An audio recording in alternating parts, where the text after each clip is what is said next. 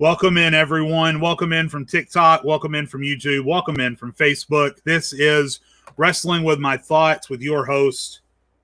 Where's my logo? The infamous opinionist from TikTok, presented by the Raw Sports Network. Sorry, my camera's backwards on this thing. Presented by the Raw Sports Network on YouTube and Facebook. We have a big show today. We have a lot to discuss. WWE releases.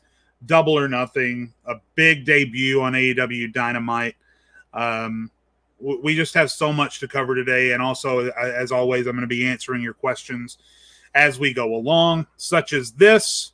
People who are already in chat, Hamish just gave him a follow on TikTok because he was supporting me on TikTok. I appreciate you, sir. Rick C., we are doing just fine, man. It's been an interesting week of wrestling. A lot of sad stuff going on, but we're going to be talking about all that today. Ryan Spitz is a regular viewer. I'm doing all right, Ryan. Good to have you on the show once again, buddy. Rick C., we're going to talk about Mark Henry in just a little bit. And then James says hello. I say hello to you right back, James. Guys, let's go ahead and get started. We have limited time and much to discuss today. And I do want to begin with what is on everyone's minds this week, the releases. So let's talk a little bit about everyone who got released this week. As you can see in front of you, if you didn't know, now you know.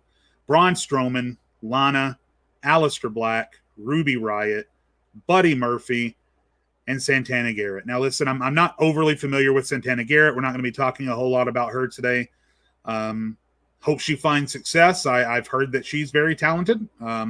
I only got brief glimpses of her in NXT and in the Performance Center. I'm not, again, just overly familiar with her. So I'm not going to be talking about her a whole lot, but the others I do have strong opinions on. Lana, listen, when you're talking about Lana, that was going to happen. And to be perfectly honest, I'm very happy that it happened, to be perfectly honest. The way she was being booked ever since Rusev left made me slightly uncomfortable sometimes. Ben the Monster is here. Hello, Ben. How are you?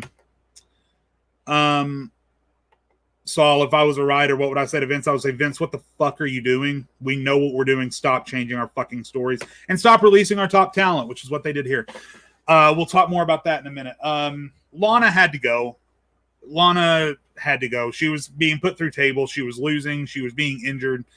It felt like punishment booking, even if it wasn't really punishment booking. I think that without even realizing what they were doing, I think WWE were punish booking Lana after the way that the Rusev-Miro relationship fell through.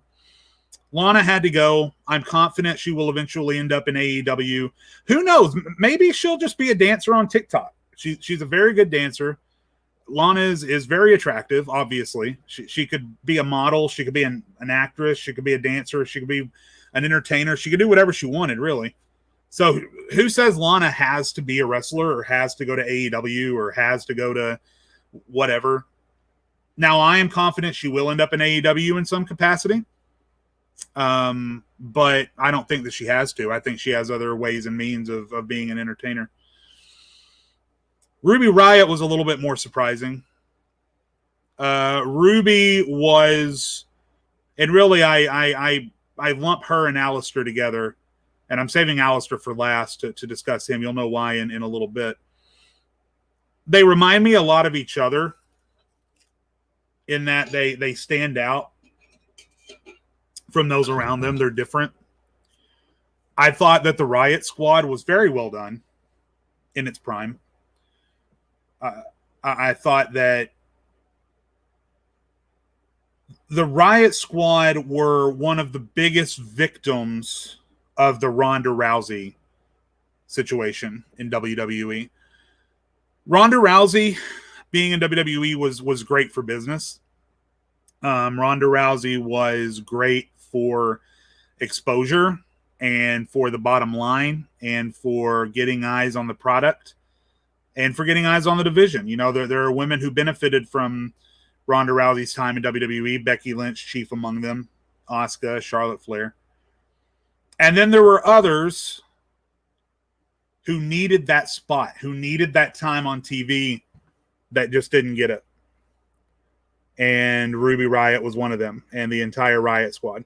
Now, Ruby also had some injuries. I'm willing to, I'm willing to concede that. She had one championship match against Ronda in which she was squashed, so I'm not counting that. It's just a shame. I think the Riot Squad could have been something great as an idea, as a concept, and they just never got the opportunity. Where will she go? Honestly, I think the AEW women's division could use her. I really do. The AEW women's division has a couple of standouts. DMD, Britt Baker, chief among them. Nyla Rose is a standout. Hikaru Shida with her in-ring ability. Jade Cargill needs to prove herself a little bit. She's still a little bit green. Red Velvet needs a big win or two under her belt. To Rio is there, and then she's not. Thunder Rosa is there, and then she's not. So I think they need another consistent presence in the AEW women's division, and I think that Ruby Riot could definitely be that. So I think that for both sides, I think AEW makes sense with Ruby Riot. And we'll talk more about stars going to AEW here in just a little bit, obviously, with the conversation about Andrade coming in. Corey K says, I agree, Riot Squad could have been something bigger, better, but do you not think their last few matches were Botch City? I don't think they were Botch City. Botches happen. I don't think it's fair to draw your conclusion or draw your perception on a wrestler's career based on botches. Can you imagine saying, "Oh, Carrie Underwood could have been bigger, but she's got a few wrong notes mixed in there"? Sure, there were botches, but I mean, I've seen Natalia botch. I see Tamina botch all the fucking time. So, yeah.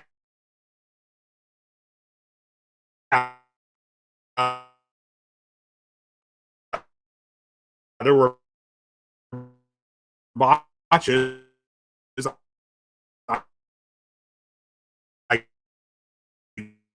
My camera. Oh, are we back? Okay, I think we're back. Sorry about that. Hopefully that doesn't happen again. Anyway, I don't want to dwell on this.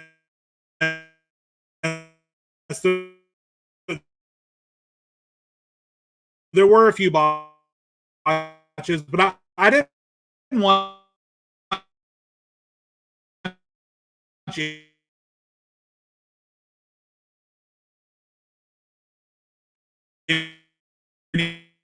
any match with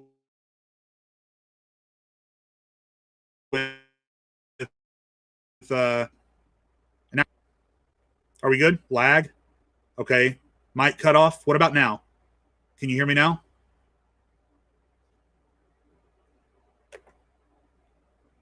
Are we back? Just waiting on confirmation in chat, and then I'll. You hear me? Okay. Okay.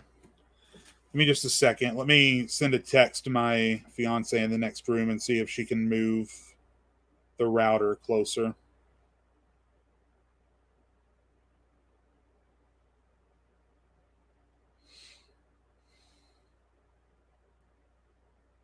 Let's see if my fiance can move the router closer to my bedroom. Okay. All right. We're back. Let's go ahead and move on. Sorry to have wasted everyone's time. Let's talk about Buddy Murphy. Buddy Murphy had a brilliant run in 2019, I think, 2018 into 2019. Starting with his series of matches with Aleister Black, which were fucking phenomenal. Loved those matches. Leading into his random involvement, and it was random, don't get me wrong, his random involvement with Daniel Bryan and Roman Reigns and such in the whole storyline about who done it and who tried to kill Roman Reigns, which ultimately had almost no payoff, but the story was good when it happened. And that match that Buddy had with Roman in the middle of that was classic. That was one of the best matches I've ever seen on a live episode of SmackDown. Roman Reigns versus Buddy Murphy. If you haven't seen it, you should go watch it. It was phenomenal. That led into everything that he did with Seth Rollins and joining. He was kind of the first disciple with Seth Rollins. After he kept losing to Aleister Black, he decided to join up with Seth Rollins and try and make something of himself. They won the tag team championships. He had great matches during that period. He had some great matches with Seth when they broke up, and then he joined the Mysterio family. Everyone thought, oh, look, he's going to be under Rey Mysterio's wing. He set for this big push, and then nothing. Absolutely nothing. Nothing. I think I remember one match that he had after he Romeo and Julieted it up with Rey Mysterio's daughter, which was never mentioned again. Never brought up again. Buddy Murphy deserves more. He was very talented. I absolutely agree. I think Murphy would kill it in AEW, not AEW, Impact, in the X division, clashing with men like TJP and guys like that. Put Buddy Murphy in the X division, and I will watch Impact a lot more consistently than I have been doing. I'll tell you that. So I think that's where he should go. And then maybe, and again, I'm saving Aleister for last because it's going to bleed into another conversation that we need to have. Maybe the most surprising release out of the entire group was the monster among men, Mr. Get These Hands himself, Braun Strowman. Braun Strowman's release. I've watched a lot of wrestling in my life. And wrestling has surprised me a lot, both in story, out of story, backstage, in the ring. Braun Strowman's release may be the most single surprising thing that I have ever experienced as a wrestling fan. Aleister Black was surprising, but Braun Strowman more so. Former Universal Champion, former Intercontinental Champion, multiple-time tag team champion. Always with like a big celebrity spotlight moment at WrestleMania. Shane McMahon and the Saturday Night Live guys and Nicholas. And some of the most memorable moments in wrestling for the past 5 years. The giant guitar, turning over trucks, Kevin Owens in the porta potty. All of the strongman feats, all of that stuff. He was just on WWE's promotional material, just on it. Talking about, we can't wait to see the fans in July, and all of you are going to watch somebody get these hands. He was just doing that shit less than a month ago. He was just in a main event triple threat match for the WWE Championship. That was one of the matches of the year so far with Drew and Bobby. It's so weird. It's so weird. Listen, there's a lot more that goes into these releases that we could just spend hours talking about. Rather, you want to talk about the rumors that WWE is gearing up for a sale, and that's why they are getting rid of a lot of their loaded contracts. That NBC is preparing to buy WWE, which, by the way, would be the weirdest thing ever. That all their pay-per-views are on NBC, Peacock, but SmackDown is on Fox, but Raw is on USA Network, but it's all owned by NBC. It's so fucking weird. So we got that layer of it. Talk about how if they wanted to clear contracts, there were a lot of people who weren't being used. Strowman, Lana, Aleister Black were just on TV. Ruby Riot just on TV. Cutting an impassioned promo on WWE.com, by the way, talking about how, they're not going to give up the chase for the women's tag titles and all that stuff. Ryan Spitz wants to know, why do I think they got released? I think they got released because something is in the works. I don't know if it's a sale. And if it's a sale, I don't know if it's to NBC. something is in the works. They wouldn't just let go of an attraction like Braun Strowman, because that's what he is. He's a mainstream crossover attraction. You bring in a non-wrestling fan that's never watched an episode of wrestling in their lives, and then they see Braun Strowman come on TV. They want to know what that guy is. Who is that? Why is he so fucking big? Why is he roaring at people? And how is he able to tip over trucks? Jamie says, are they making way for Brock Lesnar to return? Who knows? Who cares? I'd much rather see Braun Strowman continue to fight for the WWE Championship than see Brock Lesnar's ass come back in and fight for it. That's for sure. So maybe they are. They probably are. They always are looking to bring Brock Lesnar back. But I would sacrifice Brock Lesnar on a fucking pedestal of bringing almost any of those 6 people that were just on the screen back. Hamish says, I think 3 of them asked for their release and the other 3 were fired. I think Braun, Black, and Lana requested their releases. Well, that's inaccurate, Hamish, because Black was on Twitch and on Twitter after the release, and Aleister Black said he was blindsided. So, yeah, again, Tommy End, otherwise known as Aleister Black, said on Twitter it was budget cuts. So Saul, you're absolutely right. What's happening now is very reminiscent of CM Punk's pipe bomb. I mean, 10 years later, that shit is still happening. Let's talk about the last one. And again, there's a reason I saved this one for last. Let's talk about Aleister Black, but we can't just talk about Aleister Black, can we? Nope. We have to talk about this.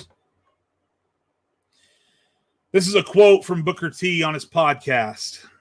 Quote, Aleister Black is a good worker, but I'm looking for a guy that's talent. I'm looking for a guy that's going to go out and do things totally different than everybody else on the roster. Aleister Black had his MMA get-up, his kung fu, karate, black mask for the finisher. I get it. But for me, Aleister Black was a guy that didn't set himself apart from the rest of the guys in the locker room. I did a video on TikTok about this. If you've already seen it, I'm sorry. I'll try not to spend too much time on this, but I have to talk about it. Booker T as a child was one of my favorite performers. I was ecstatic when he won the world championship towards the end of WCW's run. I used to love watching Booker T and Chris Benoit's matches for the television championship on Nitro. I loved him in WWE as King Booker and as a world champion and all that stuff. I respect him as a Hall of Famer. I respect him as an African-American performer who had additional hurdles that he had to get through to get to where he was. All of that being said, before I say anything else, I want to preface what I'm about to say by saying all of that into account. I can not stand Booker T as anything more than a wrestler. I don't want to hear him talk about wrestling. I don't want to hear him analyze wrestling in or out of character. Every time he shucky ducky quack quacks, a little piece of my soul dies and is gone forever. Every time he tells a stupid joke on a pay-per-view pre-show and laughs at his own joke for 5 minutes, I want to throw up. And every time that he has a take like this, which he's absolutely allowed to have, by the way, he's allowed to have his opinion just like I'm allowed to have mine, just like I'm allowed to say how fucking wrong it is. Every time he has a take like this, it makes me question if he ever actually wrestled or if someone just wrestled for him. Because no man who actually wrestled, who spent as long wrestling as he did, could then go on to say all of this stuff. This part specifically feels a little bit offensive to me, where it says Aleister Black had his MMA get-up, his kung fu karate. That feels a little bit offensive to me. Maybe I'm letting my anger towards Booker T carry me away a little bit. That part feels a little bit offensive to me, but that's neither here nor there. Aleister Black was given a special entrance. He was given special props for his entrance. He was given special text for his entrance. He was given a great entrance theme. And in the ring, the only man The only wrestler in the entirety of WWE that Aleister Black is similar to, in my opinion, from what I've seen, is Matt Riddle. Very similar styles in the ring. They look nothing alike. They act nothing alike. They perform and move nothing alike. So Booker's going to sit there and tell me that the only person in the WWE who even wrestles like Aleister Black is Matt Riddle. They are complete polar opposites. And yet he's going to sit there and say, Aleister Black never set himself apart from the locker. Bullshit. Shucky ducky quack quack that straight up your ass. I don't buy it. I don't believe it. I think he's full of shit. I think he's wrong.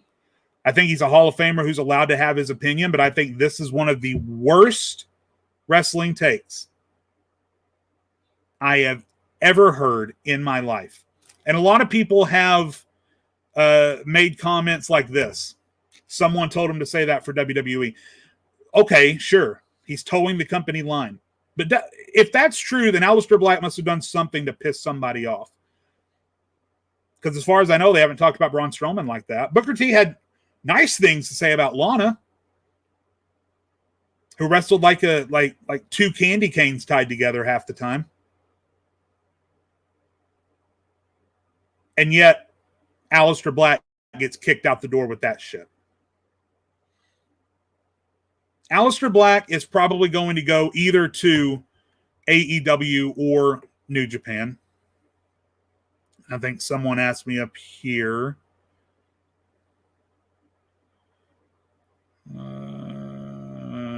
Someone asked me up here, and I can't find it. Yeah. Saul says Aleister Black should go to NJPW. I agree. Actually, I think NJPW is the best fit. But I don't see how AEW doesn't at least call and check Aleister or Tommy's availability. And I don't see how Tommy or Aleister doesn't listen to their offer if they have one. Especially if he can bring Zelina Vega with him. That'd be fantastic if both of them could make it to AEW. But if they don't, and if Black or Tommy Inn want to go to NJPW, then they can. So Booker T is wrong. I can't stand Booker T as a commentator. Let's go ahead and check out some of the comments before we move forward.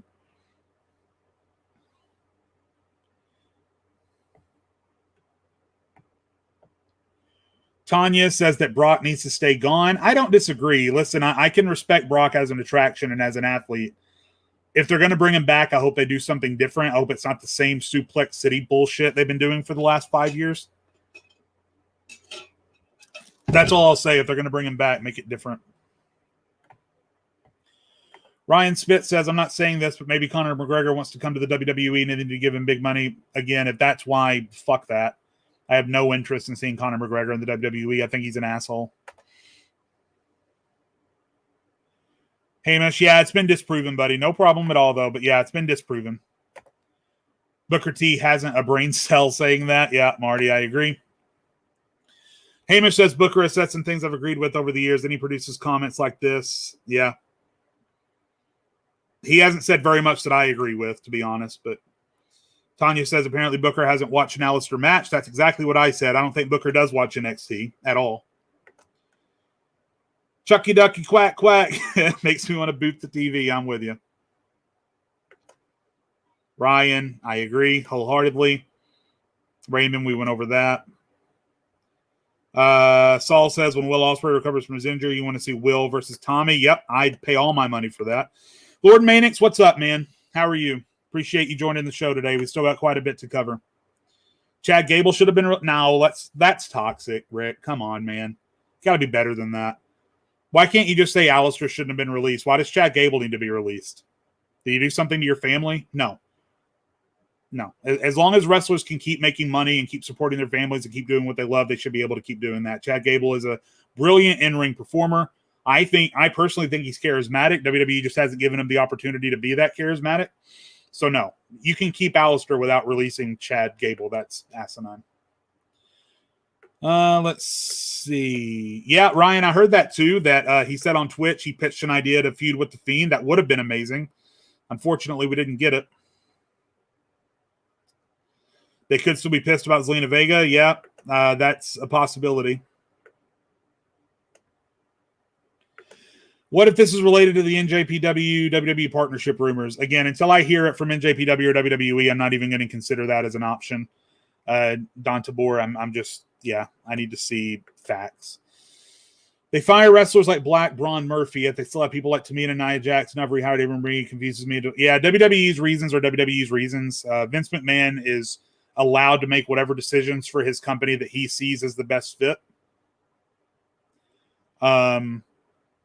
But I don't agree with the choices that he's made in the last year. Would you say thing about, I'm assuming that you mean what I say something about Eva Marie. I've talked about Eva Marie on my TikTok. I'll just briefly say, and then I got to move on. If she's trained and if she's improved, I'm happy to have her back, I guess. But I'm going to have to see how much she's improved. Because at first everyone was telling me, oh, Jay, lighten up. She's just going to be a manager. But then no. Her most recent vignettes have definitely showed her training to be a professional wrestler again. So I don't know. We'll see. I don't need her in the championship picture. If they want to put her against Natalia or some fucking shit, I don't fucking care. But I don't need to see Eva Marie wrestle anytime soon. Let's move on, guys, because we're about halfway done, and I've still got a little bit to cover. Let's talk about some good news. We talked about all the names that left WWE. Let's talk about one big name that recently joined AEW. Andrade El Idolo, formerly known just as Andrade, formerly known as Andrade Cien Almas in NXT. This is a big deal for AEW, I think. Again, just my opinion. I've never said that anything that I've said is a proven fact, but it's my opinion. It's my opinion that this is going to be a big deal for AEW. I actually like Vicky being with Andrade. Marty Quirk agrees. I like the choice to have Vicky as his mouthpiece. I think that Andrade brings in a little bit more international flair for AEW rather. Because, I mean, you got guys that have wrestled in New Japan, like Kenny Omega and the Young Bucks and John Moxley and all these guys. Just they've wrestled in Japan, but they're not Japanese. You got guys that wrestle in Mexico, but they're not actually of Mexican descent. So I think that Andrade brings some needed international flair to AEW. He is obviously one of the best in-ring workers in the world, if you base it on what he did in NXT and what he did before that, before coming to NXT. You can't hold what he did on Raw and SmackDown against him, because that was a product of the booking. He won the United States Championship once. He had a big debut, and then it just fell flat. And it's because WWE, somebody on TikTok said I was superfluous for saying this earlier. Whatever, that's what you want to think. That's what you want to think. But I personally think that there's been enough evidence of this to say that it is fact. But if you still just want to call it my opinion, then call it my opinion. WWE don't know how to book anybody with an accent. I mean, Alberto Del Rio, right, had his big push in 2011, which is great, which is awesome. He's really the exception, not the rule. Look at Rusev. Look at Cesaro. Look at Angel Garza. Look at Vladimir Kozlov. Look at any number of performers that have been with WWE that spoke with a thick accent, and look at how they did not succeed. There are exceptions to the rule. Sheamus, chief among them. Alberto Del Rio's original run in 2011, chief among them. For the most part, if you have an accent, WWE has no idea how to book you. Nakamura is included. Thank you. Yes, Nakamura is included. And so that's not Andrade's fault. Andrade's charisma doesn't come from his ability to speak in the first place. Andrade's charisma comes with the way that he moves in the ring, with the moves that he uses in his matches. He oozes charisma from his every pore just by existing. Look at this guy. Look at this guy. Look at him. He's a fucking star. Just standing there. If you walk by that guy on the street, you would just automatically assume that you needed to ask for his autograph. Having no idea who he was or what he does or where he came from.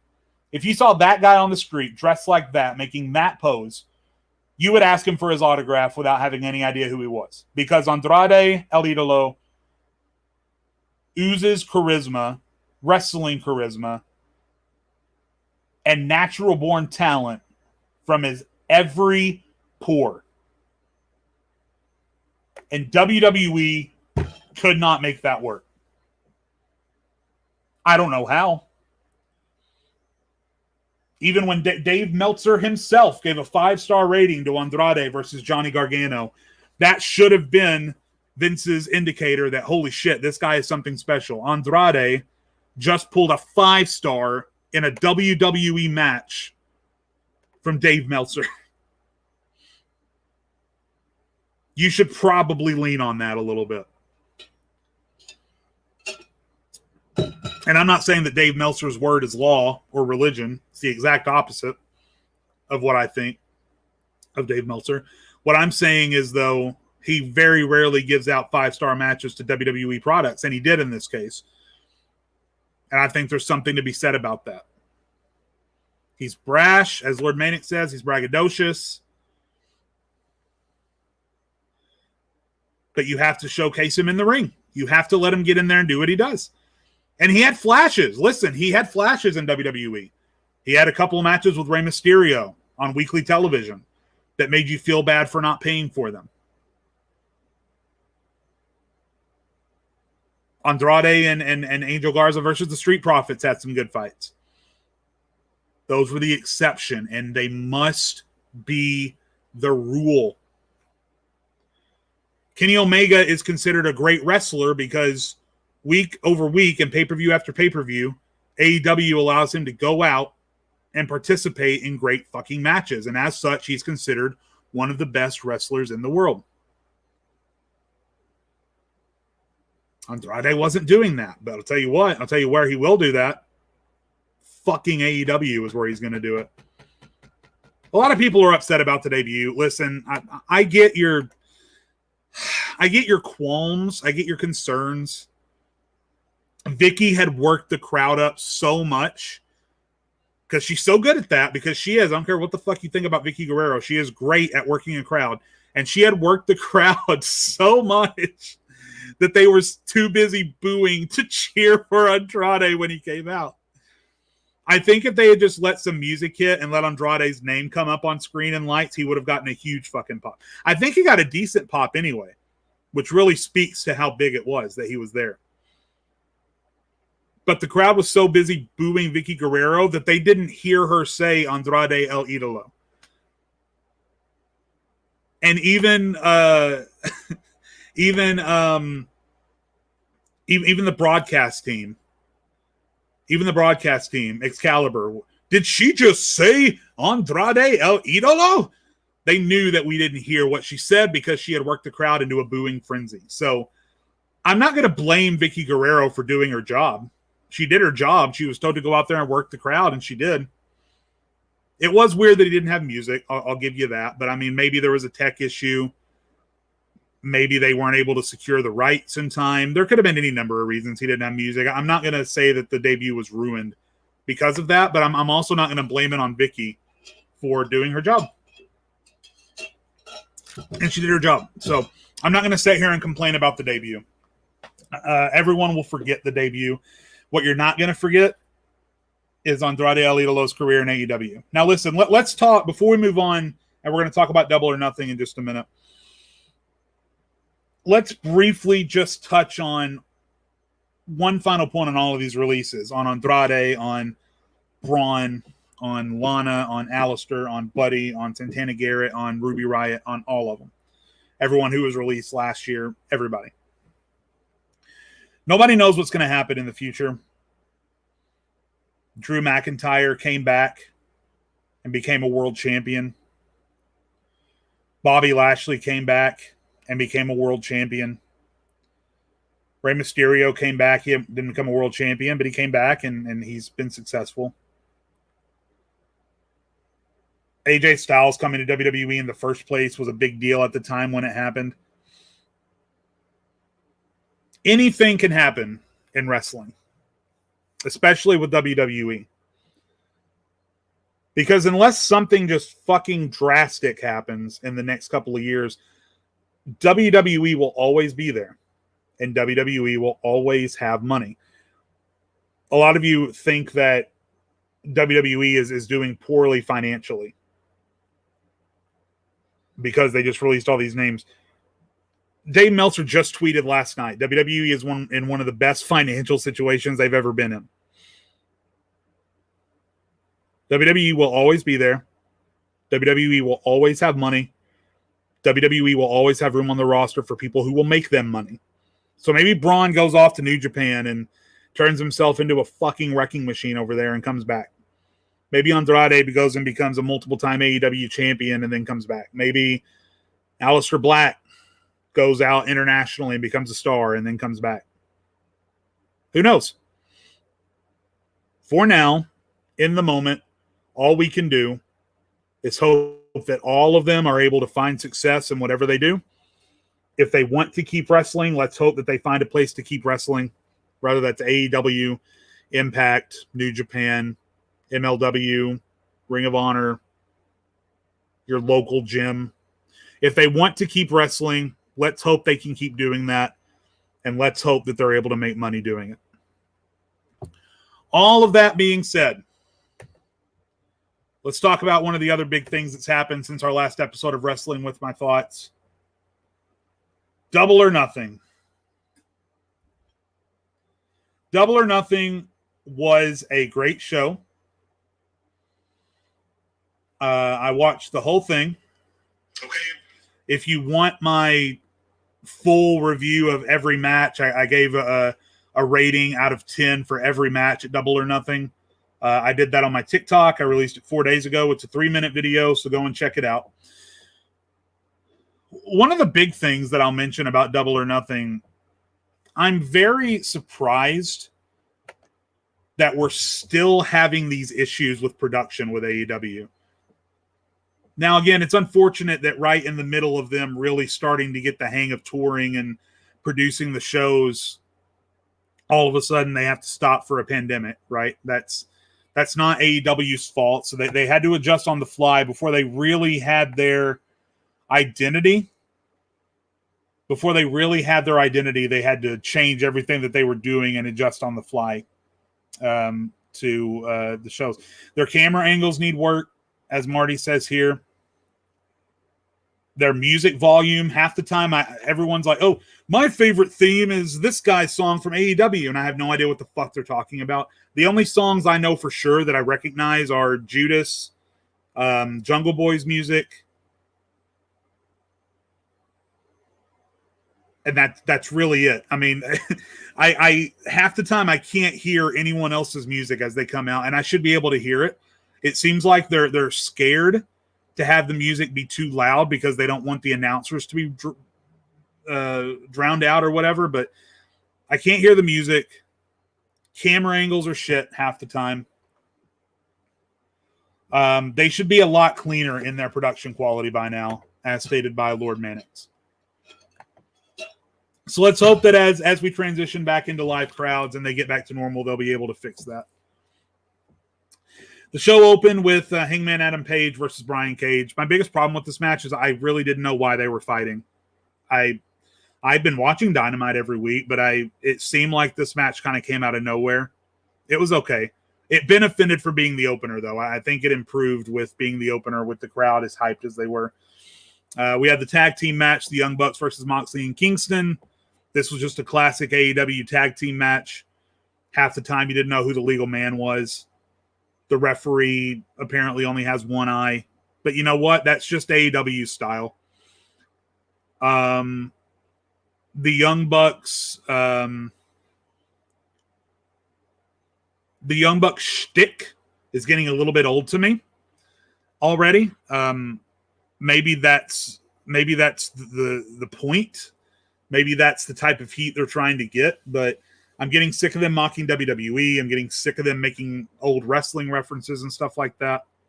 So I could just do without it. Then we have the Battle Royal, which Jungle Boy won, the Casino Battle Royal. Jungle Boy is going to go on to lose to Kenny Omega. I'm sorry to say that, but he is. In all seriousness, Jungle Boy won the Casino Battle Royal. He won a shot at Kenny Omega's AEW Championship. That'll happen at their next big event at the end of June. I can't remember exactly what that event is. I believe it's just an episode of Dynamite at the end of June. We're going to see Jungle Boy versus Kenny Omega for the AEW Championship. I'm sure that'll be a great match. But Jungle Boy is going to lose. The ending of the match was great. The ending to the match saved it for me. The whole of the match struggled with camera angles. It struggled with timing. It struggled with music being played over the wrestlers. The announcers got confused over who was coming out a couple of times. It was hard to keep up with. So the match overall was decent, but the ending really saved it for me. That one-on-one encounter between Christian and Jungle Boy saved the whole thing for me. Leo Rush was a nice pop. I understand now. I said I misquoted in my TikTok video and said that Leo Rush had been signed by AEW. He hasn't. Now that I've learned he's actually signed with New Japan. It was still fucking cool to see him show up in AEW. If they can get their hands on Leo Rush and keep using him on weekly television for AEW, I think they absolutely should. That dude can be a star. The low point of the night was Cody versus Ogogo. As Marty says here, what's with them calling Cody the American Dream at Double or Nothing? And then on Dynamite calling him the American Nightmare. They tried to explain this away on the Dynamite preceding Double or Nothing. Cody got in the ring and he was like, Justin Roberts, this is for you for one night only. I am going to be the American Dream. And then he started crying like he always does because Cody doesn't know how to cut a memorable promo without crying, talking about his dad or talking about his brother. Cody is over as fuck. Cody is a good professional wrestler. Cody is not 2002 Triple H like he thinks he is. So Cody, if there's one person in the crowd that's not cheering for him, he knows about it. I think that's the type of person Cody is. And I think he wanted everyone at Double or Nothing to be cheering for him. And he was like, what's the only way that I can guarantee everyone at Double or Nothing is going to cheer for me? I know. Let's put a fucking American flag on my trunks and let's name me after my dad. And everyone cheered for him. It worked. But that's how Cody is. The match overall, I gave it a 5 out of 10 on my TikTok video. The styles didn't mesh. I don't think Rhodes and Ogogo's chemistry was anywhere near as good as it needed to be. I hated the ending. Just everything about it. I could talk about Cody all show, but I'm not going to torture you. Miro versus Archer, again, suffered from a little bit of a lack of build. It was just two big brutes going at it. But as far as matches between brutes, I actually enjoyed the triple threat at WWE at WrestleMania Backlash more than I did Miro versus Archer. Miro versus Archer was good, suffered from lack of build. I never thought that Lance Archer was a credible threat to Miro based on how they booked him. So the ending was a little bit predictable for me as well. But two good professional wrestlers, and they put on a good professional wrestling match. We had the Women's World Championship match. Dr. Britt Baker, DMD, defeating Hikaru Shida for the Women's Championship. That was the right move. Hikaru was a good champion, a fighting champion. She was over with the live crowds, but as they transitioned back into live crowds, they needed that belt to be on Britt Baker, in my humble opinion. Britt Baker is going to lead this division. She's going to rock it. It looks like her first rivalry is going to be with Nyla Rose. We'll see how that goes. Britt has earned it. Britt deserves it. She's the best character in the women's division and one of the best characters, full stop, on the AEW roster. So, best decision there. We had the tag team match, Sting and Darby versus All Ego, Ethan Page, and Scorpio Sky. I thought this was a decent match. The thing that I took away the most from that tag team match was the fact that every time Sting took a bump, I kind of clench my butthole a little bit. Oh shit! Oh god! Be careful. Sting is he's just old. He's in good shape. He's not in great shape.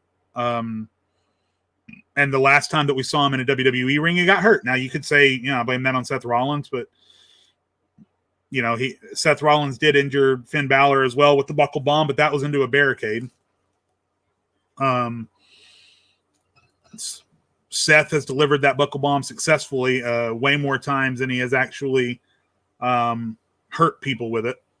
So, but yes, Sting, I wouldn't say he still got it, Marty. I would say that on a temporary basis, going out there and throwing him out there for a match where someone else can protect him, as happened. He had 3 other guys that took most of the bumps in this match. He definitely can't still go like he used to, but it was good to see him be able to take those bumps, get back up, finish the match, and then not be hurt the next day. And again, the match was decent. It was decent. Nothing special aside from just the image of Sting being there, but it was decent. We had the triple threat match for the World Championship. Someone asked me, Lord Mannix asked me, what was my favorite match from Double or Nothing? Definitely the triple threat for the World Championship. Cassidy, Pac, and Kenny Omega. I heard rumors that it wasn't supposed to be a triple threat. That the only reason they had to go with it like this is because Cassidy got injured in his match with Pac and they had to stop it. If that's the truth, knowing that Orange Cassidy ended up being okay, then that injury or Cassidy getting hurt in that match was probably the best thing that could have happened to them. And I feel bad saying that, but that triple threat match was amazing. Now you had your typical AEW tropes with the false finishes and the wacky and the wacky ending and all that stuff. But I look at AEW matches through a completely different lens than I do WWE matches. That match wouldn't work in WWE. It works in AEW, and it was fucking phenomenal. I don't give any match a 10 out of 10 unless it's absolutely perfect, and this match was not perfect. It had its flaws, but I gave it a strong 9 out of 10 and definitely gave it my match of the night for Double or Nothing. And Kenny Omega wins. Of course he does. Just like Roman Reigns, just like Bobby Lashley. There are strong world champions all over the place right now, and it's going to take a strong contender to take them away. For sure. And then we have the main event, Stadium Stampede. Listen, this was just so much fucking fun. Sometimes wrestling, we as wrestling fans think a little bit too much about wrestling, myself included sometimes. Sometimes it's good just to take those goggles off and just enjoy wrestling for being a silly shitbag of fun. And that's what Stadium Stampede does. It was a silly shitbag of fun. From the opening moment when the Inner Circle rappelled down the stadium wall to all the little references and all the little fun hardcore moments throughout the match, to Urban Meyer as MJF crashes through his office going, holy shit. Charlie Strong throwing footballs to Jericho, who then throws them at MJF. Conan, Lord Mannix, Conan shout. Conan DJing the fucking dance floor. It was just a lot of fun. I liked that Sammy Guevara got the pin because it subverts the expectation that Jericho was going to get the pin. But I think that the ending could have used some work. I don't know why it ended with just Sammy and Shawn Spears in the ring. I feel like it missed that moment of closure, and maybe they did that on purpose because they're obviously still doing more Inner Circle versus Pinnacle stuff, so maybe they didn't want it to have closure. But I think they missed that moment of all 5 members of the Inner Circle hitting their finishers on all 5 members of the Pinnacle, or maybe just MJF being in the ring and turning into every finisher from every member of the Inner Circle, and then Sammy gets the pin. They wanted Sammy to be the hero. Sammy looks like the hero. We'll see how they capitalize on that ending. But yeah, overall, really fun. Better than Blood and Guts. I'll say that. I enjoyed that a lot more than Blood and Guts. So, Guys, what I'm going to do now, as I do at the end of all of my shows, is I'm going to put the link to my broadcast room in chat. If you would like to come on stream with video or mic and ask me a question and have a brief conversation with me during the last 10 minutes that I have left, feel free to join in. There's the link. I'm going to go ahead and take a look at some questions that I have waiting for me in chat as I wait to see if anyone wants to join the show.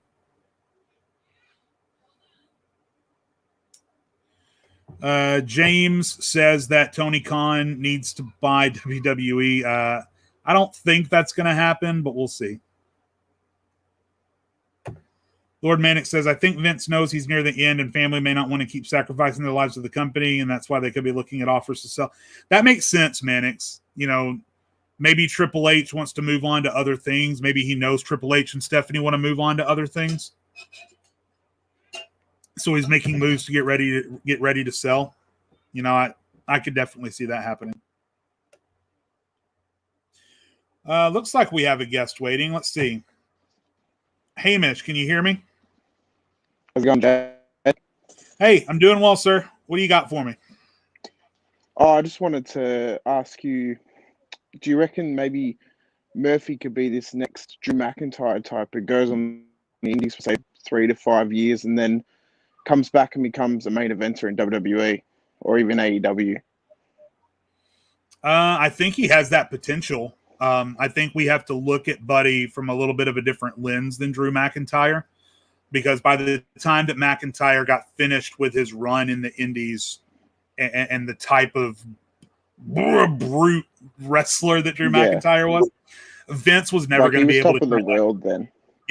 Yeah. Vince was never going to be able to turn that type of guy down. I think it's more likely that Braun goes out, finds success, becomes a monster, and then comes back to WWE. I think he's more likely than Buddy Murphy is. I think Murphy has potential. Like I said, I think Murphy could go to Impact, and I think Murphy could run Impact.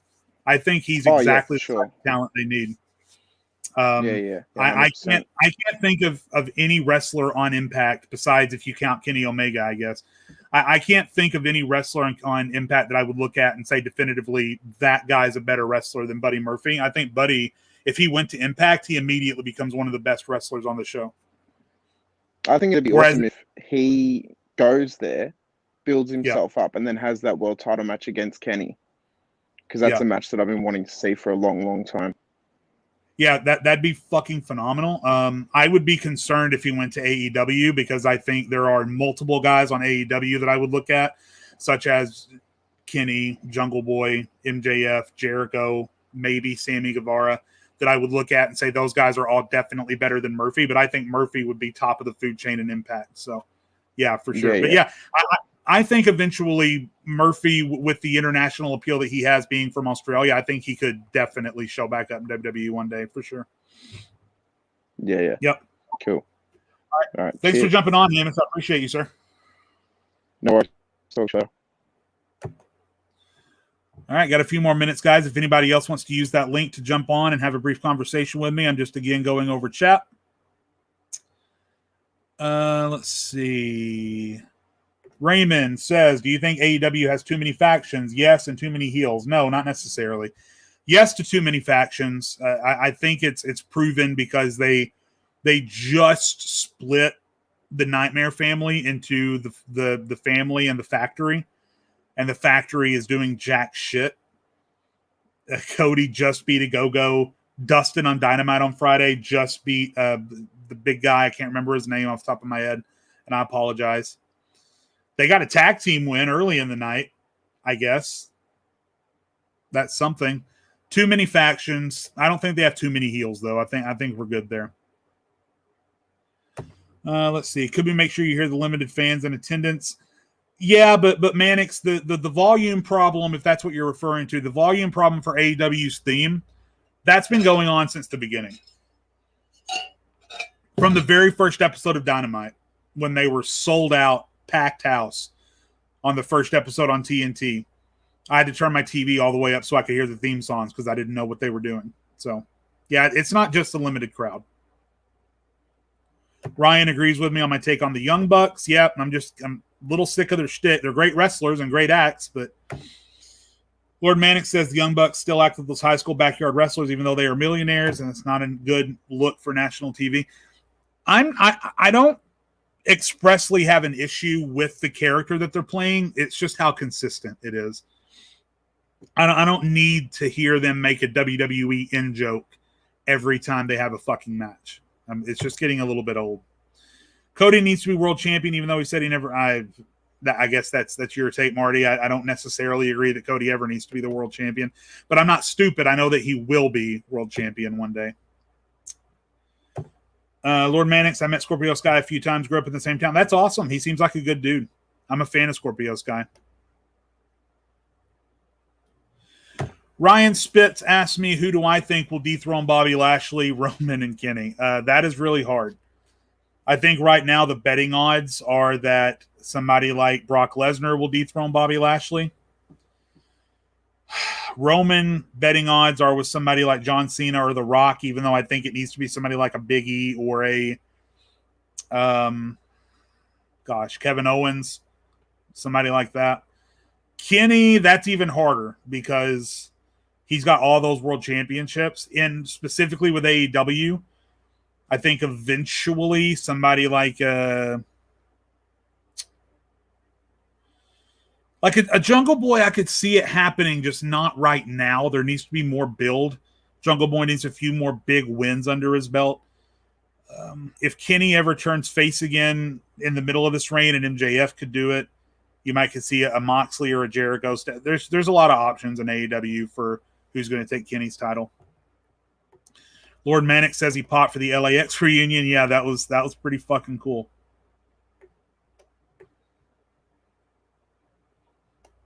Let's see. Thoughts on Mark? Oh, yeah, Mark Henry. I said I'd talk about that. Mark Henry to AEW as a commentator, as a coach, I'm okay with. Mark Henry as a wrestler, they don't need him. They just don't need him. It's not like Mark Henry, when he was in his prime, was capable of 5-star matches in the first place. And he's lost some weight, sure, but I don't. You can't teach an old dog new tricks. Even though he's lost some weight, that actually might be a hindrance, because I think he would still try and wrestle the same way. And it just wouldn't look as impactful because he's not as big. So if he stays on the booth or if he stays backstage, I'm cool with it. The minute I see him get in the ring, I'm going to start getting nervous. All right, last 3 questions that just came in, I'm going to go ahead and look at, guys. Kevin Owens needs to be champion again. I agree. Who do I think is the first to lose the world title? Omega, Reigns, or Lashley? Probably Lashley. Hamish, what do I think of the idea of McIntyre moving over to SmackDown, defeating Roman at Mania next year? I don't want to see Roman hang on to the title all the way until Mania. That's my only thing. I wouldn't mind McIntyre taking it in that fashion. It's just I don't want to see the reign go that long. All right, guys, couple of shout-outs here. We have the Dump and Chase Hockey Show on the Raw Sports Network that comes on the Raw Sports YouTube channel every Wednesday night at 7 p.m. We have the Fantasy Scene every Monday and Wednesday at 6 p.m. on the Raw Sports Network. And obviously every Sunday, usually it's 4 p.m. Eastern, 3 Central. I was a little bit early today. We have Wrestling with My Thoughts right here on my YouTube channel. If you have not subscribed to my YouTube channel, why the hell haven't you? The Infamous Opinionist. If you haven't followed me on TikTok, once again, I am the Infamous Opinionist on TikTok. Daily wrestling content over there. Weekly podcast right here on my YouTube and Facebook channels. Today's show has been a blast, guys. I really appreciate all of the interaction. I appreciate all the questions. I appreciate all of you for your support. You are all loved and appreciated. Enjoy your wrestling this week, guys, and have a good one. I'll see you later. Bye.